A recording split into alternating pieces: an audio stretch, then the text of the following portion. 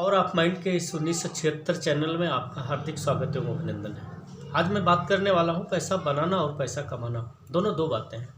अगर आप एक टीचर हो तो टीचर की आप पढ़ाने के लिए गए हो। मान लो वहाँ आपको सिर्फ एक जिम्मेदारी मिली है कि आप 6 घंटे 8 घंटे पढ़ाने का काम है। पता नहीं कितने बच्चों का फ्यूचर आपके हाथ में है। अगर आप वहाँ पे पढ़ा रहे हो, शिद्दत के साथ पढ़ा रहे हो, तो निश्चित रूप से आप वहाँ पैसा कमा रहे हो, ना कि पैसा बना रहे हो। लेकिन अगर आप उस स्कूल में गए हो, टाइम पास करके आ रहे हो, तो आप वहाँ पैसा बना रहे हो, कमा नहीं रहे हो।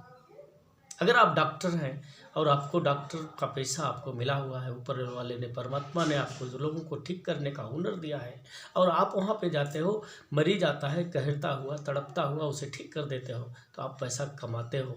लेकिन अगर आप बैठे हो, मरीज तड़प तड़प के मर जाता है, उसका इलाज नहीं हो पाता है, तो समझ लो आप पैसा बना रहे हो। और पैसा जब बना रहे होते हैं तो परमपिता परमात्मा भी आपको देख रहा होता है कि ऐ बंदे, आपको जो ड्यूटी दी गई थी उस ड्यूटी को आप पालन नहीं कर रहे हो। पैसा तो आपका बन रहा होता है, लेकिन वो पैसा परमपिता परमेश्वर ऐसे ख़राब करता है, वो आपके परिवार में कहीं हार्ट की बीमारी देगा, कहीं कैंसर की बीमारी देगा, कहीं लीवर की खराब कर देगा, कहीं स्वास्थ्य खराब कर देगा, कहीं एक्सीडेंट करवा देगा। इस तरीके की भी बातें होती हैं। इसलिए मेरा आपसे आग्रह है कि आप जिस प्रोफेशन में भी हो, उस प्रोफेशन में पूरी शिद्दत के साथ हो। जिस संस्था में आप हो, उस संस्था के लिए दिन रात एक कर दो और उसे बढ़ाने में काम करिए। क्योंकि अगर आप किसी संस्था के साथ लग करके, किसी भी सेक्टर में लग करके अगर आप मेहनत करते हो, तो उसकी भरपाई होती है। इसकी मैं एक कहानी से बताता हूँ आपको। एक बाप के 2 बेटे थे, दोनों ने सेम स्कूल में पढ़ाई करी हुई थी और दोनों को एक जैसी सेम नौकरी मिली थी, लेकिन एक का वेतन 15,000 था, एक का वेतन 20,000 था। उसका पिता बड़ा चिंतित हुआ कि एक जैसी एजुकेशन, एक टीचर ने पढ़ाया, एक जैसी फीस दी, लेकिन इन लोगों का वेतन अलग अलग क्यों है।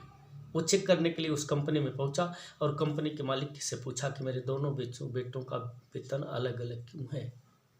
उसने जो जवाब दिया, कहा ठीक है बैठे।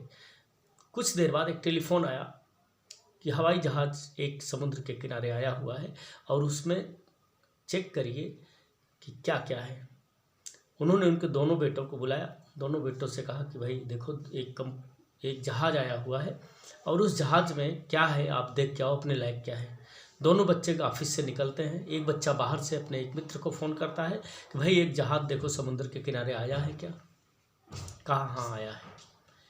वो तुरंत आता है, बताता हाँ जहाज़ आया है, सिर्फ कन्फर्मेशन करता है।